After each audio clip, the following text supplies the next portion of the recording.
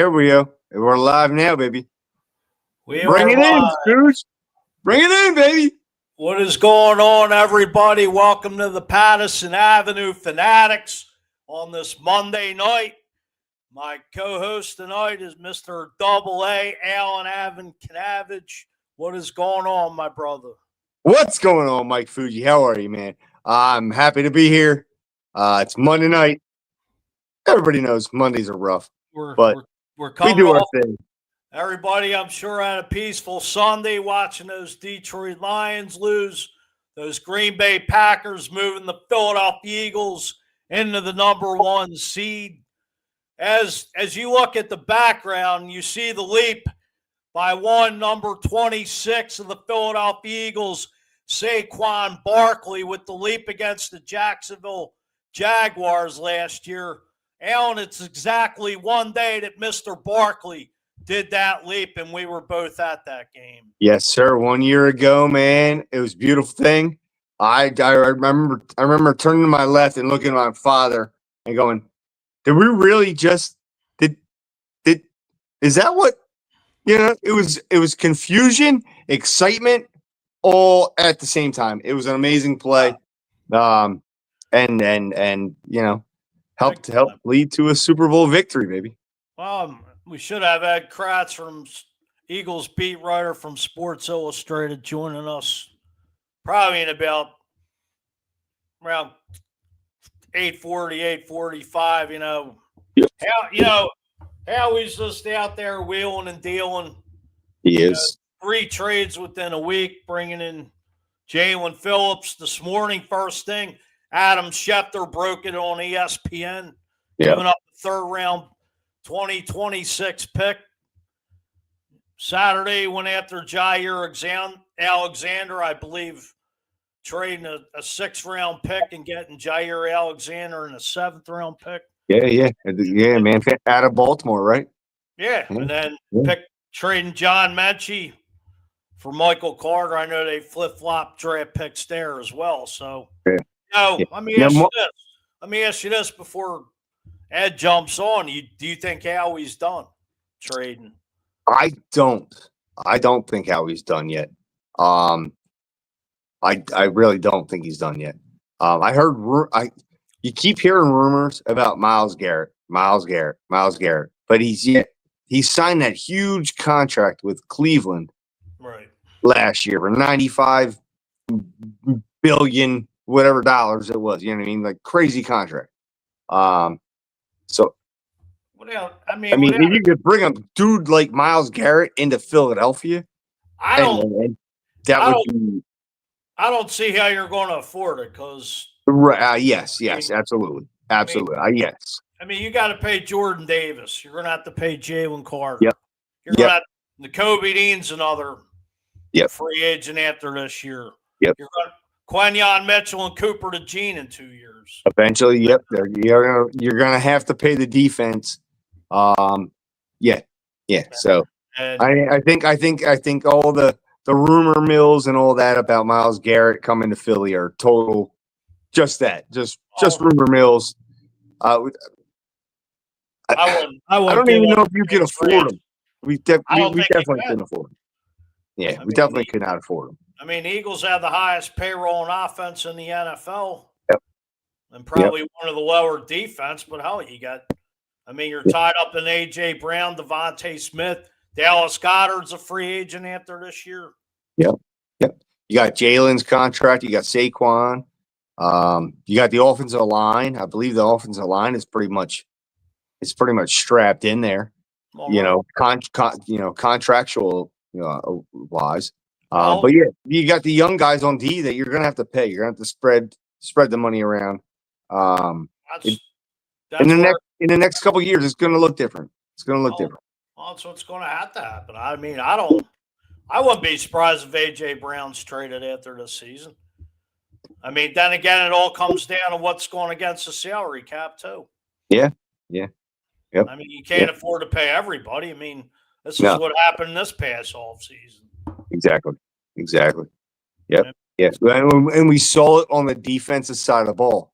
We kept you know, because they were already under contract, right? But we lost the guys who were ending contracts last year, primarily on the defensive side, which All right. which has hurt us. I'm really interested in the kid from the Jets. God, what's Michael his name? Carter. Michael Carter. Oh yeah, Michael Carter man. from the Jets.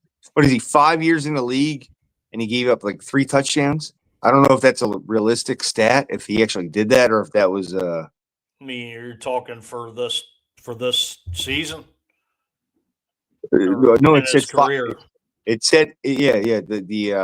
The meme or the thing that I'd seen online said five touchdowns. There are 5 seasons, 3 touchdowns allowed. I don't know if that's accurate. Let me look him up right now. Yeah, Oh, but I I mean, know. if he's that damn good, Well, I mean, the bottom line is he going to play the slot, or is he going to play outside, or is Cooper DeJean going to play outside? I mean, you're talking 2 slot corners here. Yep. Well, obviously, if Jair Alexander can stay healthy and stay on the field, he's going to play opposite of Quinyon Mitchell. So, yeah, no, absolutely. like I said, we got Ed coming on in a few minutes, so he'll be able to decipher how to break down what this this new defense is going to look like starting a week from the night in Green Bay. Oh, yeah, no, absolutely.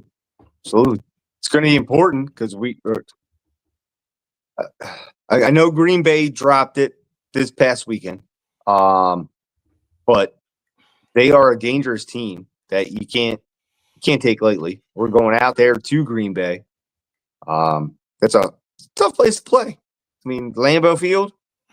Yeah, but we've seen that Green Bay's number, but they did lose their tight end yesterday, Tucker Kraft, due to an ACL tear. So, okay. So that might be, Carolina went into Green Bay, and I mean, Carolina's 5-4. I mean, they're not playing bad football right now. No, not at all. Not at all. Dude, there's really not a team in the NFL playing bad football except for maybe the Browns.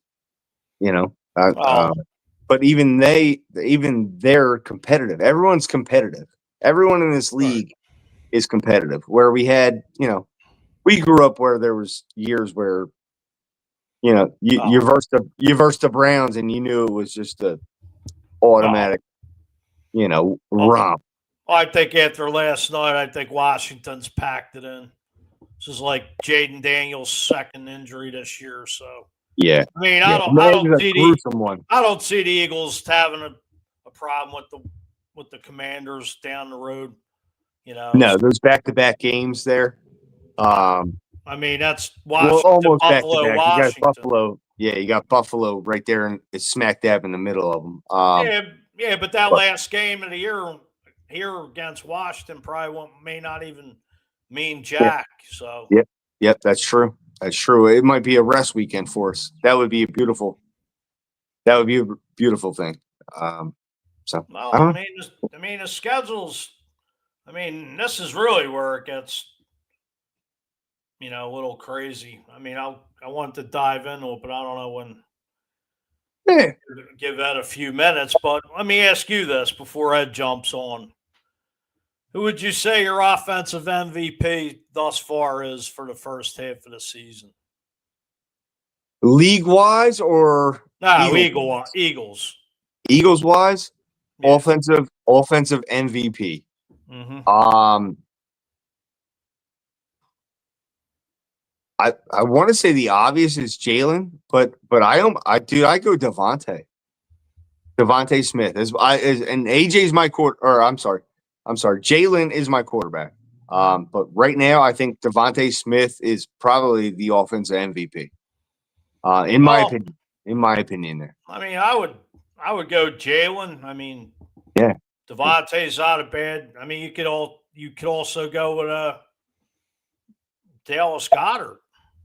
Yeah, he's made a very big impact. But then again, you go back, you look at Jalen, right? Yeah. He's not turning the ball over. Right. He's making good throws, almost on time throws. Creighton plays with his legs, moving the ball himself when he needs to. Right. So yeah, maybe you can put Jalen in there as well. Without Jalen, I'm not talking about Devontae. So right. Not to interrupt you, but we do have Ed Kracz in the beautiful, green room. beautiful. Let me bring Ed on. Hey, Ed. Gentlemen, how you doing? Good. Very good, Ed. How are you? I'm good. Fuji, I got to say, it was great seeing you in the Philadelphia airport on a flight out to Minnesota. I know. Well, I was like, yeah, that was cool. It was great to meet you finally in person. Yeah. So you were in front of me and my friend Eric, and I'm like, wait a minute, it's Ed. Yeah. What are the chances? Yeah, and I recognized you. I was like, hey, Fuji. I'm like, yeah, what's up? Well, you want to know a story coincidental before we dive in? Yeah. I got on the plane ride home. I don't know if you had a layover in Chicago, but I did not. But this couple gets on with Eagles Kelly green hats. They're sitting next to me. I'm on the end.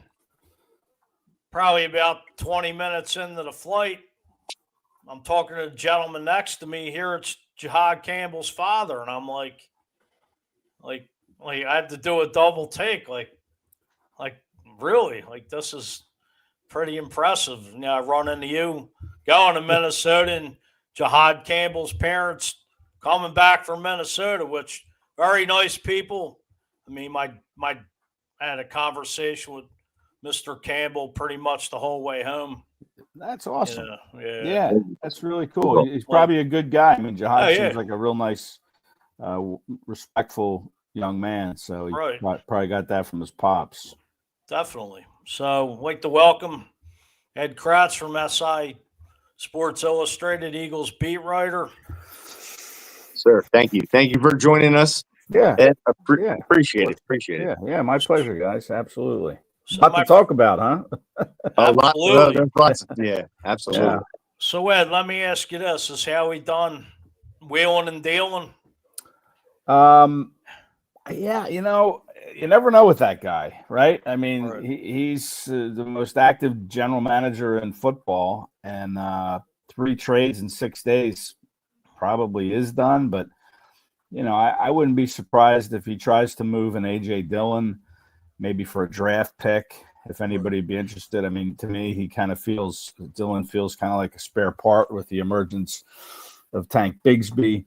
Mm-hmm. Maybe, I don't know, maybe you try to trade one of these cornerbacks, Keely Ringo, maybe. I don't think they would trade him. He's a very good special teams player. He's only 23 years old. Still a lot of room to grow and learn. So that would surprise me, but they do have a little bit of a log jam now at corner, obviously. Jacorian Bennett probably is going to come back. They opened his practice window 2 weeks ago, so they have, I think, 10 days to make a decision on that. So it's a little crowded there, so maybe they try to trade one of those guys for maybe a pick. But as far as adding players, man, I just don't know. Maybe an offensive line piece for depth.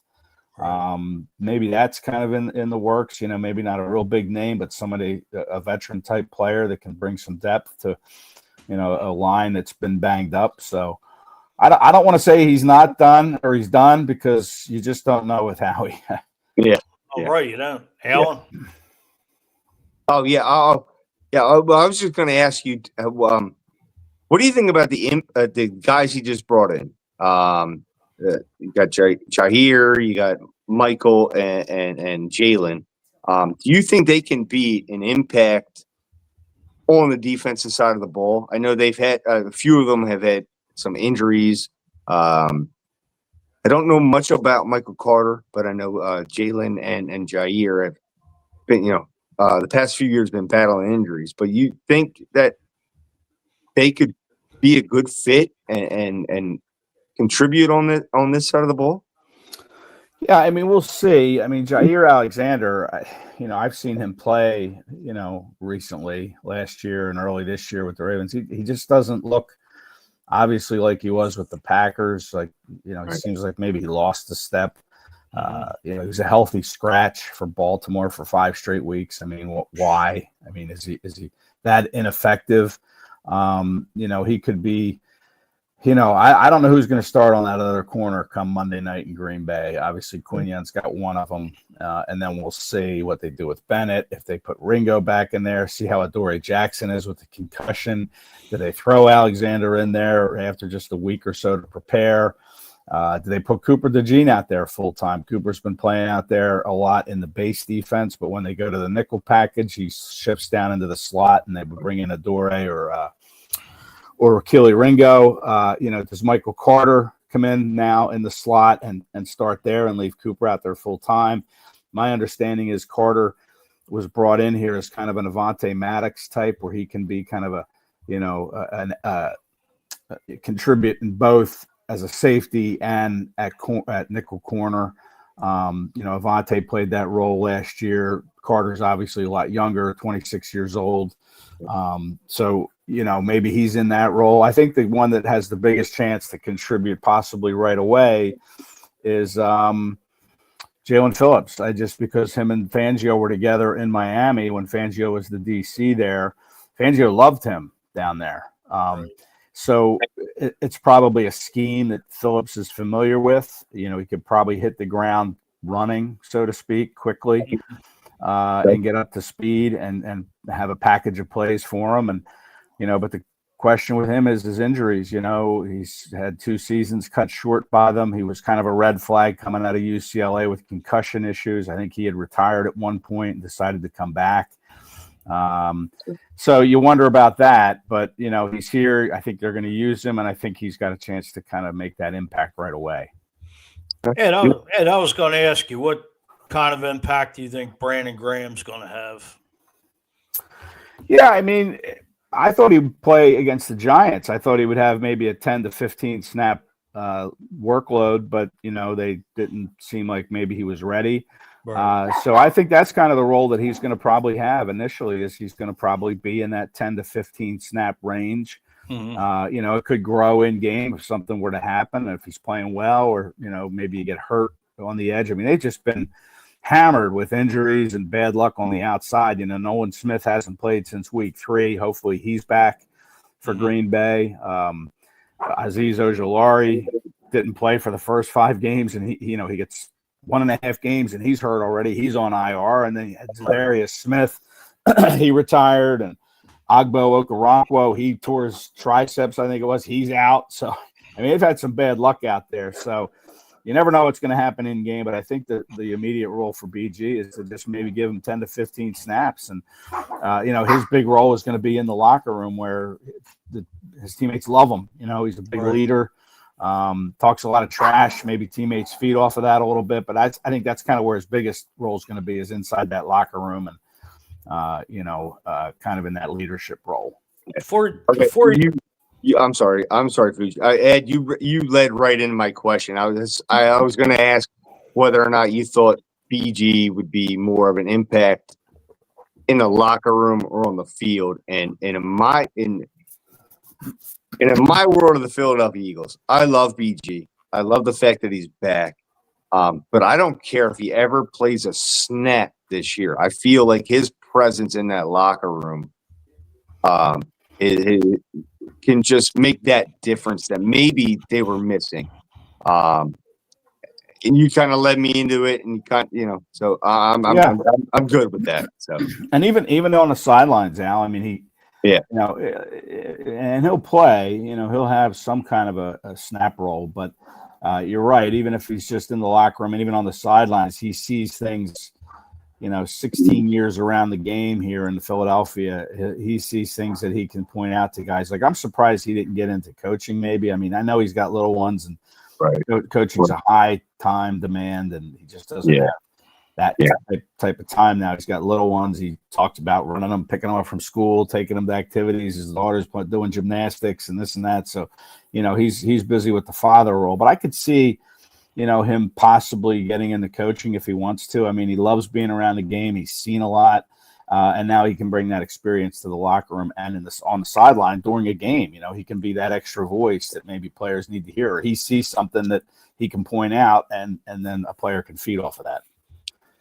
Ed, before you jumped on with Alan and myself, we were going over the offensive MVP, defensive MVP, and special teams at the midpoint here now with the Eagles, obviously. But in your opinion, who would you say your offensive MVP is for the first half of the 2025 season? Yeah, I just posted a story on that maybe an hour ago on SI.com, and my offensive MVP, I said Jalen Hurts. Listen, the guy, he's accounted for 20 touchdowns. He's only turned the ball over twice. One of them was an interception. There's not another quarterback in the league that has only thrown one interception and has played 8 games. He's the only one.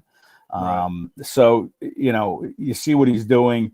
He's not running the ball as much, which I love that fact. I think as he gets older, he needs to kind of scale back on that. He wants to stay healthy for a full season. How many times have we seen him get banged up late in the year and he has to miss games? So, I know you can get hurt in the pocket, but you increase your risk when you're out there running. But with the emergence of Tank Bigsby, maybe, that takes some of the load off of him to run the football. But I would go Jalen Hurts. I just think he's he's completing 70% of his passes. Last year, he had a career high in completion percentage at 68%. So he's above that right now. And I know there's still 9 games to go, but to me, if they didn't have him playing quarterback, I don't think the Eagles are sitting here at 6-2 and with the number 1 seed in the NFC playoffs right now if the season ended today. Right. I love hearing you say that, Ed, because Jalen's my guy. I he doesn't get the love around the league and the national wise, but around here, I think I can speak for a lot of people who says he's our number 1. He's our guy. Yeah, I mean, I don't know how you can't say that. I mean, the guy was the runner-up as an MVP a couple of years ago. He was the Super Bowl MVP. He's won 50 games in his career. Only Eagles quarterback to play in 2 Super Bowls. I mean, really, the only thing missing from that resume, I think, is a 4,000-yard passing season. Only 1 quarterback has ever done that. That was, of course, Carson Wentz. You'd kind of like to see Jalen and Donovan McNabb would have done it back in, I think, 2008 or 9 when T.O. Yeah, well, no, it was after T.O., but he would have. Okay. But Andy sat him for the last 2 games because they couldn't get anything further in the playoffs, so they sat him. I mean, I think he finished with 3,800 yards, so he would have gone over 4,000, but he didn't. So I'd like to see Hurts maybe do that, and maybe with not running as much and looking to make plays down the field, maybe he eventually tops that 4,000-yard mark. But right now, I know Dallas Goedert. I think he was my runner-up offensive MVP. I mean, that guy. And kudos to offensive coordinator Kevin Patullo. I know he gets a rough ride with his play calling, but I think he's growing into that role. And I think back in the summer during training camp, he identified Goddard as a red zone target. I can't tell you, Goddard is always very busy in training camp, but it seemed more so they were really getting him the football, and they were doing it a lot when they were inside the red zone. So, he's got 7 touchdowns, career high. 6 of those, I believe, have come inside the red zone. The Eagles have been tremendous, converting 17 of their 20 trips there into touchdowns. And Goddard's a big reason why, but he would be my runner-up, but I still think you got to go with the quarterback of the whole show, Jalen Hurts. Oh, definitely. Beautiful. As far as the defensive side of the ball, who would you name your MVP? Yeah, I went with Zach Baun. I just think last year you're like, wow, is he really that good? And he really stuffed the stat sheet last year. 5 forced fumbles, 130 or 40 tackles. He hasn't missed a beat. He's come back this year. He's the same guy. He hasn't taken a step back. And I think maybe what an unsung part of what he has done is he's been a great mentor for Jahad Campbell, the rookie coming in. And Campbell sings his praises a lot about how he helps him, on the field, off the field, which is a big adjustment, too, for young kids, rookies coming into the league. even though Jihad grew up close by Philadelphia and has a support system in place. Right. It's nice to get it from a fellow teammate, and Vaughn has been there for him with that. And again, he's got, I think, 64 tackles. Just to me, Vaughn has to be the MVP. I mean, he to me is kind of the leader of that defense. You talk about losing guys like BG until he came unretired. You lost Tim, you lost Slay, was a big leader.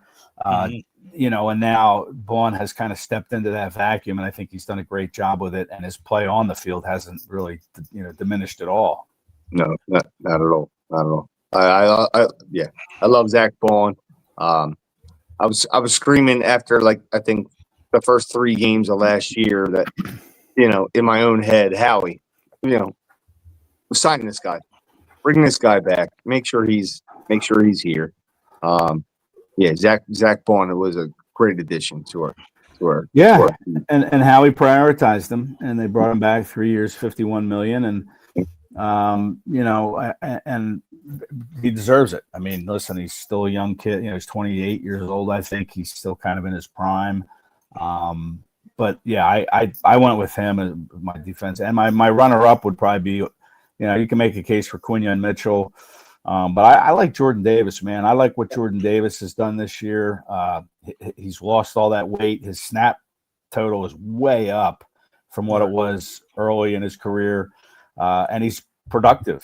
He's got, I think, a bunch of tackles. He's got 3 sacks, which is a career high. He's on the field more in passing downs. Had that huge field goal block against the Rams to kind of win that game, and then puts the icing on the cake with a scoop and score from 61 yards. So I think Jordan Davis in the middle of that line, and he's played every game. Jalen Carter hasn't done that. Guys have missed time. That defensive line has been banged up, but Jordan Davis has answered the bell every single time this year, and he's playing great. And as far as special teams, would you maybe say Jordan Davis is your special teams MVP right now? I guess you could because of the block, but I look at a guy like maybe a Jeremiah Trotter who he's one of their top leaders in tackles, on special team tackles, a linebacker who after they drafted Jihad Campbell, he's a backup now, but he's playing great on special teams. And I might look at a Trotter, maybe even a guy like Kylan Granson. I think he was like second in the league in tackles on special teams earlier this year. I don't know where he stands now, but he's got, I think, 10 special teams tackles. Kylan Granson, he's a steady guy. I think he's a very capable tight end if they were ever to need him. But he's very good on special teams too. So you could go Jordan Davis. But I like those guys that can get out and tackle. Keely Ringo is a good special teams player, a good gunner. Ringo, yes. But yeah, I probably would go Trotter. In that role. Alan. Man, I don't even know what to ask you. Well, okay. Predictions. Can we? So, predictions for the second half. We have this. I believe coming back after the bye, if we can win these first 4 games, maybe slip one, but you don't really want to slip any of them. How do you see the second half of the season shaking out? Obviously we're not going undefeated. I don't expect anyone to say that for any squad. But do we go 500 over the next 8? I hope you do better than that. But the schedule has already been very, very difficult. 6-2, I think, to me, is probably the optimum. If you had to say, hey, what do you hope they are? I would have probably said 6-2. They had 3 straight wins against teams that won their division last year, starting with the Chiefs, then the Rams, then the Bucks. They beat those 3 teams. They were all division champs last year, and the Eagles won. Now coming out of the bye, last year they came out of the bye and they won 10 straight, franchise record, 10 straight wins. I'm not saying they're going to do that, but you come out of the bye and you play the Packers on the road, who is smarting after losing to the Panthers on Sunday on a field goal as time ran out. Micah Parsons was invisible in that game. So you have to think the Packers are going to come in, loaded for bear. Parsons is going to be even more motivated than he usually is. But the Eagles are 4-0 under Nick Sirianni coming out of a bye. So it's not like, there are any slouches here. I think it's going to be a good game. It's going to be a tough game. It's always a physical game. You hope the Eagles don't get too banged up in it. Injuries will tell a toll in the second half. You look around the league at what happened yesterday. Daniels gets hurt. Tucker Kraft, the Packers tight end, he's out. McCaffrey, the Commanders receiver, breaks his collarbone. He's out. I mean, every week, Joe Alt re-injures his ankle. He's out for the season. Yeah. San Diego or the Los Angeles Chargers is left tackle, and the Eagles will play the Chargers, and Alt won't be on that team. So injuries are huge every week, and you hope the Eagles can stay healthy in the second half. And after the Packers, you have the Lions at home on a Sunday night. The Lions did a lot of chirping about how they would have beaten the Eagles if they were the team that played them in the NFC Championship game. So, that'll be a tough game. Then you go to Dallas, and say what you want about the Cowboys, but they're very good at home. They're almost a different team at home. So that. Those are three tough games coming right out of the gate after the bye week. So, you hope they can do better than 500. Maybe wins. Maybe they go 6. They have 9 games left. Maybe 6-3 to get to 12-5. I think that would be the best I would hope for. Maybe they win 13. I don't know, but yeah, it's gonna be rough. And again, injuries. You just don't know how that's all going to play out. You have to stay healthy. Yes. To win these games. Well, Ed, Alan and I would like to thank you for coming on the show tonight. We know we're probably a little bit over the time limit. No worries. Appreciate you coming on. We will have you back. Hopefully, December come playoff time. Yeah, sure. You just reach out and I'll see what I can do to help you guys out. I love coming on. It's fun. You guys do a good job. Do a real nice job. So, awesome. Thank you. Thank you, man. Appreciate it. Having me. Thank you. Thanks. Have a good one. Yep, you too. See you guys. Later, man. Ed Kracz, a Sport Eagles beat reporter for Sports Illustrated. Always great to have Ed coming on to chop it up. That was wonderful. Man, all right. Hey, Fuj, I hope you don't mind. I'm going to take a break from the sports for a minute. And give a little shout out to some broadcasters that meant a lot to people around our area. One, Mr. Definitely. Pierre Robert and Mr. Donahue. Hold on, one. What up, boys? Oh, hey, Mr. Save the World. I try. One soulless individual at a time, boys. What's going on? Great interview with Ed there. I was trying to get up the stairs and get in, and I was like, I'll just let him finish their thing before I jump on. No, I didn't. There we go. Nice surprise for you to jump on, sir. Yeah. Appreciate you guys letting me on your show. It's pretty awesome. Thank you. Yeah. Welcome in. You ought to come on once in a while. Excellent. Well, real quick before you guys get going, let's jump into a little word from our sponsors. Are you a woman of 18 years of age or older who has thought about playing football? If so, we're looking for you. The Reading Riveters are the area's first all-female tackle football team, and they are looking for players to add to their current roster. All you need is a willingness to learn, and Bob and Katie McKenzie, owner, coaches, and the rest of their amazing staff will take care of the rest. Come on out to their open workouts on Saturdays from 10 a.m. to noon at Shiloh Hills Park, 303 Sage Drive, Sinking Springs, PA. The Riveters are also excited to announce their combine on Saturday, October 11th from 3 to 6 p.m. So come on out, test your skills, learn the game, and meet the team. Our coaches will guide you through every step of the way. Come see what you're capable of. All right. No, let's jump in. The first thing I do, throw a commercial up like a heathen. You know what I mean? Yeah, there you go. Try to keep the lights on, though. That's how it goes. So I was listening as we were running. So we were going around town, making sure we get our signs up at the polling places. There's 3 polling stations in St. Clair. So We're trying to get all that done. But Fuj, I know you had some questions and stuff for Alan. I didn't do any show prep. What were you guys talking about? Let me jump in on some of that. Oh, before Ed jumped on, we were talking about, the 3 moves Howie made in the last 6 days, and I threw it out to Alan, who was his MVP, Eagles MVP of the first half of the season. I caught some of that. I was saying out loud, like Jalen's easy. It's an easy one, but really the consistency that he's played with this season. It's hard not to pick him. You can't go Saquon. You can't go AJ. You might be able to throw Devontae in there. Dallas Goedert's had a last good couple of games, but to like offensively. It's hard. It's hard not to say Jalen right now, man. Especially his most recent game. He's putting up really good numbers. So absolutely. It's hard. It's hard not to say QB1. Yep. No, without a doubt. Yep. I said Devontae. You know what I mean? Just because the guy. The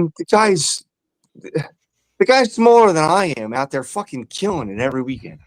True. But Jalen Jalen's playing lights out. He's my quarterback 1. If I could switch my camera around, you'd see him sitting next to his trophy, smoking his cigar there. He's my guy. So it's hard. It's hard to argue against how he's been playing, especially as of late.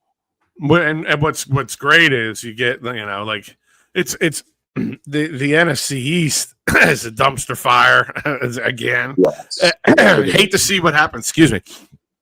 Hate to see what happened to Jaden Daniels yesterday. Terrible. As much as I am pro Eagles, I am pro the teams in our division and in the league itself having all of their players and not the injuries is going to get everyone.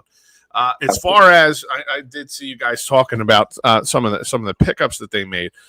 What does that tell you? That tells you that Howie thinks they should be 8-0 right now, and because there was a couple of holes in the defense, that couldn't happen. And as far as Myles Garrett, my gut says Alan to go along with your line of thinking, where it's just rumors. But if any human being on planet Earth can pull this off, it's the general manager of the Philadelphia Eagles. I just don't know how you afford the guy. He just signed a $95 billion contract with the Browns. You know what I mean? Like with 4 years, $95 million or whatever the hell it was. Like, I don't even know how you afford that guy. That's true. Unless the Browns pick up, 60 million of it, and then, wouldn't that be, I don't know. Ransom. And I can't see that happen. And maybe 10 or 20 million of it, just a little incentivize moving him. Right. But they're it's like the Browns are always in rebuild mode. Yeah. Again, do the Browns really want to move Myles Garrett? I mean, he's the best player on their damn team. You know what I mean? He's a top 5 player in the league. Yeah, they could have had Abdul Carter there with that draft pick, but those boneheads traded it. Yeah. Abdul Carter went to the Giants. Yeah. We have a comment here. John Wagner checking in. How we didn't get rid of some of the big guys in their defense last year, we would be 8-0. True that. Well, some of it moving away from. So I could have sworn they were going to go back after CJGJ when he got released. Yeah.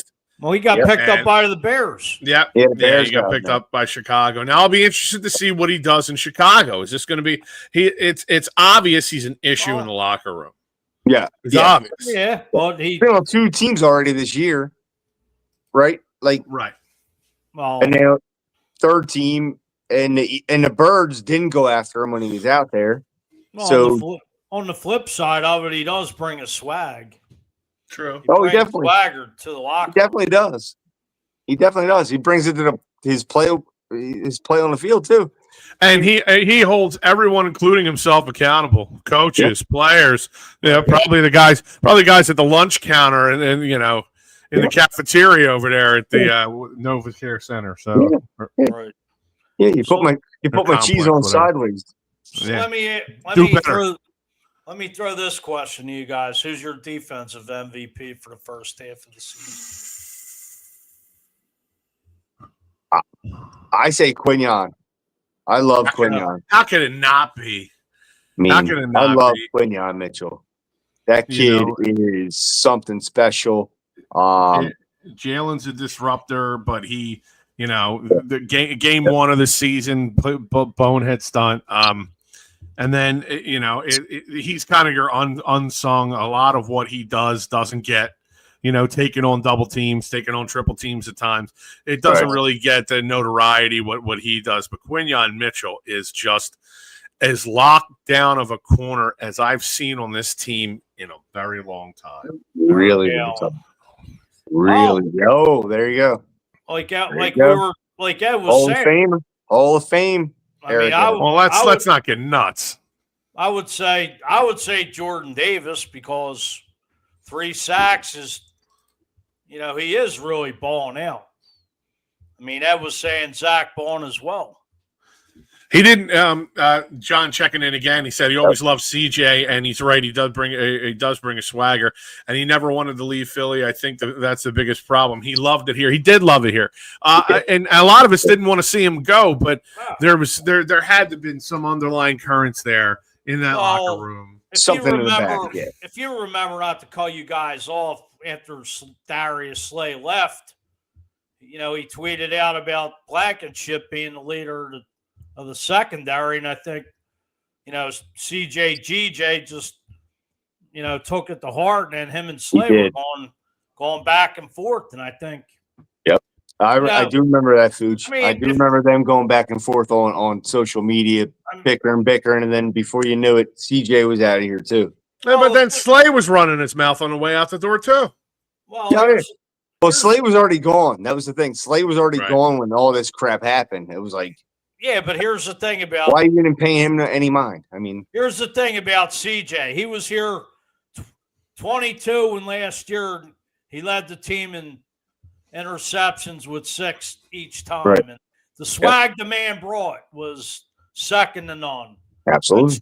I'd still take him with all the headache and all the BS. Because honestly, I mean, I don't think it's any.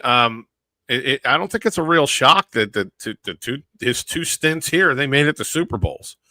With them back there playing with Blankenship. Yeah. Now, what are our thoughts on the guy from the Jets? I can't remember his name. Michael Carter, and then Jair Alexander from the Ravens. What are our thoughts here on these guys back there? Carter plays the slot just like Cooper to Gene, so that's going to be interesting. Well, I heard they're going to move Coop to the outside now. Is that what they're going to do? Well, that was one of the things they were talking about the other day. They were talking about now they're going to move Cooper to the outside in a small sample size. Early in the season, they had him outside, and he seemed to do well. So, this Carter guy, like it's like one of those no harm, no foul guys, like a Devin White. You brought him in. If he doesn't work out, but it's like risk reward. It's low risk to high reward. Yeah. Well, Joe Douglas drafted him when he was the Jets general manager, so obviously Howie was in his ear about it. Yeah. I mean, let's see if Jair Alexander can actually get the hell on the field. Yeah, I was going to say, let's see if they can stay healthy.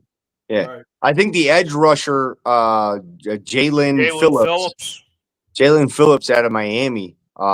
He has 3 sacks this year, so Fangio loved him when he was in Miami. Yep. Again, though, if he can stay healthy, he's been hurt the past couple years. But he is right now coming in to here. He was Miami's leading pass rusher. And he had like 3 or 4 sacks. So, I mean, Miami's not a very good football team, but it's, You know? it's a dumpster fire. Yeah. Just torch it up. Get him out of the league. Yeah, I don't. Tua doesn't know where he is half the time. Did you guys see the interview where somebody asked him about Cam Newton's comments, and he was like, "Yeah, well, it's real easy for someone who's never done this to sit there and talk about what I do, but there's not many people who could play quarterback in this league." And I'm like, bro, the dude was an MVP candidate. Yeah, it's quarterback crazy. in the league. What are you talking about? Like, I think this crazy. guy has a right to talk about your play. Just hope Yeah. I just hope that CTE ain't kicking in on him. Yeah, right. Not that Yeah. he's smart, but seriously. Oh man, poor kid. Very well could Okay. be. Sorry, I'm yawning over here, boys. It's been It's all a wild ride. Wow, we know It's all good. you're going through a tough, election. Not tough. Just making sure you're dotting a all your lot of- I's and crossing your T's. Jeez. That's what you got to do. Yes, sir. Kiss babies and all that good stuff. Let's touch on this Eagles remaining schedule here. Let me see if I have it up here. Well, let's see, fellas. We got the Lions. No, I'm listening, I'll be right back. we got the Packers next Monday night. We got Detroit the following Sunday night. Dallas at 4:30. The Bears the day after Thanksgiving. Eagles in LA against the Chargers and back home against the Raiders. And then you got Washington down in DC. You got the Bills up in Buffalo, and you got the Commanders at home to close out the last game of the year. So, the Birds have their work cut out for them probably the next at least 5 or 6 weeks. What's your take, TK? Look, I just got a feeling, this bye, you're getting a half a dozen guys back off of this bye week. Right.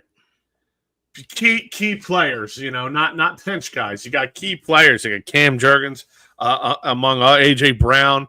There's a lot of starters coming back this week.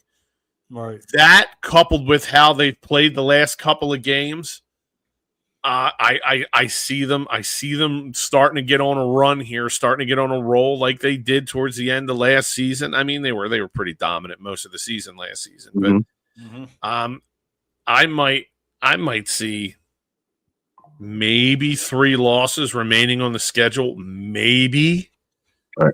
I really think they're going to come out and punch some of these teams in the mouth now. Once you acclimate some of these new players that are arriving over this bye week into the system, get them worked into the system, you're creating depth where there was none. Right. I think Washington would have done much better in our division had they not been so injury laden all season long.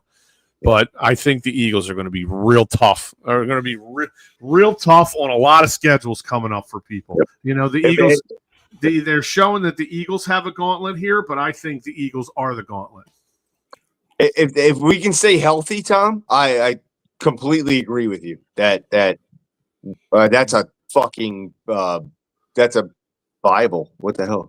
Love you, John.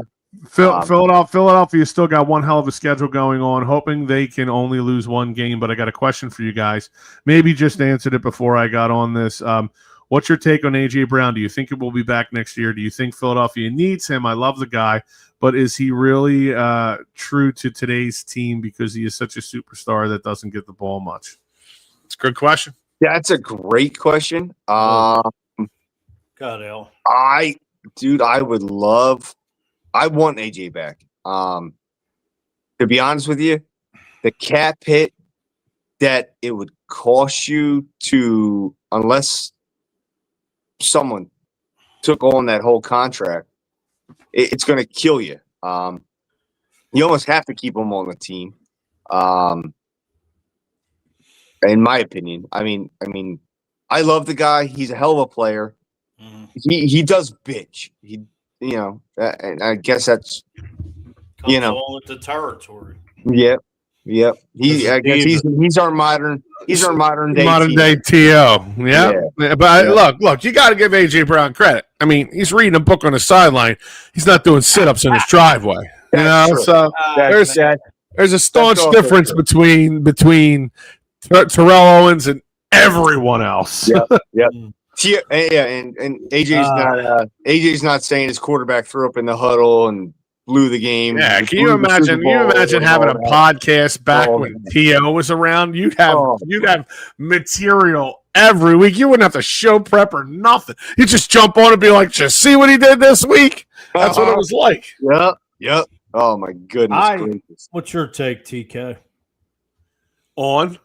No, just the whole AJ. Look, when you see what they did without him this most recent game they played prior to the bye week, he's a superstar though.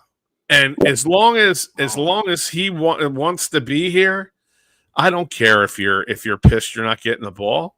I don't play. I want a guy who's mad when he's not. I don't want a guy who's just sitting there like whatever. I want a guy who's pissed off that he's not getting the ball. I don't think he's that much of a distraction to his teammates. He just wants the damn football, and deservedly so.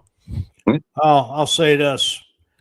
With the exception of that Jalen Sutton interception, I know Devontae scored when I was out in Minnesota, but A.J. Brown took over that second half. Right. Those two touchdowns. Like, he just, he stepped the hell up, and, he stepped up when he needed to. And, and that's what he's there for. I mean, dude, I can't tell you to be the number one. I can't tell you how many touchdowns I watched Jalen throw him in the corner. Right in front of me, sitting at the stadium. Right in that corner. Right in that same damn corner. Like, he's faster than 90% of the people on the field. He's stronger than 80% of the people on the field. Yeah, we could. He's stronger than any corner that's covered. Oh my God! Yeah, I mean, I just no question. Power everybody who's covering him. I mean, safety, corner. I mean, no one's stronger than AJ Brown. I'm sorry. Bull and he can run. Yep. Yeah, very true. Just put it where you can catch it, and you know what I mean. Just put it where you can catch it, and the guy's got it. So, I don't see him going anywhere. I really don't, unless he really is that big of a distraction. But if he was, I don't know if he'd still be here. Does that make sense? Yes. Because we heard this same thing last year and the year before that, he's not happy, he's not getting the ball. What was it? Last year he said the passing game needed work. And then Jalen had that press conference. Is that what y'all wanted to see? You know what I mean? Like, you get what I'm saying? Like, this has been a reoccurrence with AJ. My thing on the other side with AJ is, you could be playing in Cleveland, one of these teams that are just flat out trash, and you're getting targeted every single play. You were in Tennessee and you had Ryan Tannehill throwing you the damn ball or trying to.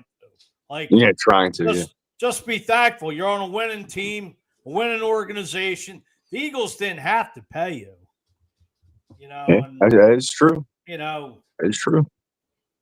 Just on the flip side of that coin of just be grateful where the hell you're at. I mean, you could be playing for one of these loser teams that hasn't, won jack in past years. Current teams that haven't even been to the damn Super Bowl. Just be grateful and thankful. I agree. I agree. And I'll say this. I'll take his paycheck. If you don't want it, I'll take it. So much about Howie, but, Jeff Lurie really don't put up with the nonsense like the whole thing, the debacle with T.O. and McNabb 20 years ago. Yeah. Right. I don't think we'll see the debacle again, but the only way I don't see the Eagles bringing A.J. Brown back is because they got all these guys on defense they got to pay. But AJ's contract's already figured in, right? He's already paid. Saquon's paid. Jalen's paid. Everybody on the offense is already paid. Except Goddard.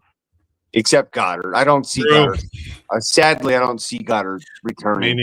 Me neither. I think he's a casualty of the cap. I believe he is. Just like Ertz was, 4 or 5 years ago, whatever it was.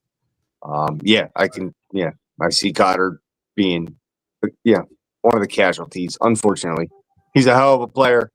I hate calling him Dallas, but that is his name. So you know what I mean? Call him Philly G. Yeah, Really? Philly G. I called him DG. As soon as they drafted him, I was like, he is DG. We won't even say his first name. There you go. We will disown him. I watching this team over the last few years, watching what they do post bye week, and kind of getting geared up for the second half of the season. I think we're in for a wild ride in a good way. Absolutely. Oh, yeah. Absolutely. Nick Sirianni, I think Ed said earlier, Nick Sirianni is 4-0 coming out of the bye. Much like Andy. I was going to say, Andy had a stellar record coming off the bye. Was amazing coming out of the bye. So absolutely. So we keep that record going. We keep this rolling. We stay healthy. I can see us making that. We're the team to beat. If we can stay healthy, we are the team to get past. I think you see a lot of Barkley / Tanks Bigby in that running game starting. Fuge, I would love to see pass. that. Oh my God, a nice little love to see that. Nice little 1-2 punch, little thunder and lightning. Yeah, I think that's what Bigsby come from anyway. Dude, this guy's amazing. Jackson, At least last weekend, this dude. What the hell? Came from Jacksonville for 2 draft picks. Choo. Boy, give him the ball. Well, I think Petula is going to set up that remedy. Yep, I'm agreeing with you. Yep, absolutely. Because you get them, you can get those two going. Then when you put them in there, right? There's no more like, okay, Shipley's in. They're not running. They're definitely passing type stuff. Bigsby, Barkley, you put them both. You put one of them in there. You don't know. Are they going to run? They're going to pass. Both guys are capable of doing both. So, I think that 1-2 punch, that thunder and lightning, Tom, like you were talking about. I think Charlie Garner, Ricky Waters action, thunder and lightning. Yep. Hopefully we found it here. 1995, 96. You know it. Well, look, I want to. Against Tampa. I want to thank you boys for covering for me tonight. I really appreciate it. Hey, I didn't notice the start of the show. I didn't see any music. Were you guys experiencing technical difficulties, or did I just miss the opening music? I think you missed the opening. Okay. Yeah, I think you just missed the opening. I definitely heard it. I definitely sat for it. I'm gonna go back and watch just to make sure. You do that. Alan's a witness to the music. I heard it. I listened to it. It was playing. Did Fuji sing it a cappella? Nah, I don't sing. I wish I could. It's a fire song, man. I might start singing it. Look, the Fuji Philly Flair song is by far the best on the network. Oh, dude, by the way, if you have not watched Fuji's Philly Flair, you need to check it out. Wednesday, right, Fuji? This week it's Thursday. Oh, it's Thursday. Whatever. This Thursday. You're right, Wednesday. Check it out. You won't be disappointed. You got it. Well, look, boys, I'm appreciate it for the accolades, fellas. Yes, sir. Of course. I'm getting geared up here. I can't wait for a little look. Looks like Green Bay here on Monday Night Football coming up. But I think that'll do it for us. At least I know the music will get played on our way out of here. I don't know. I didn't catch it on the way in. Here he goes. But for Alan Andrew Cabbage, I heard it, baby. For Mike Fuji, I'm Tom Kelly. This is the Pattison Ave Phanatics Show. Enjoy the music if you didn't hear it in the opening of the show.